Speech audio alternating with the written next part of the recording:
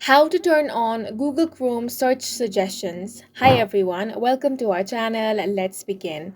First of all, open Google Chrome on your laptop or computer.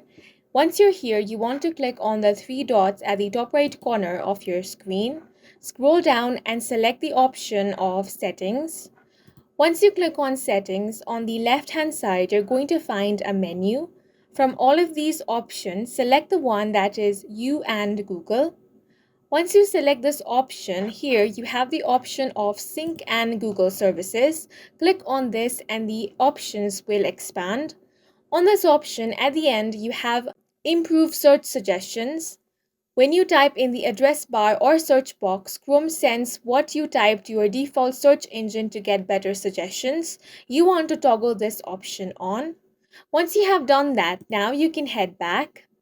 And now you want to type anything on the search box, and as you can see, more efficient and accurate search results is displayed. Autocomplete in Google Chrome can be personalized based on the user's browsing history, bookmarks, and preferences. Autocomplete provides convenience by suggesting frequently visited websites, previous search queries, and form inputs based on the user's browsing history and bookmarks.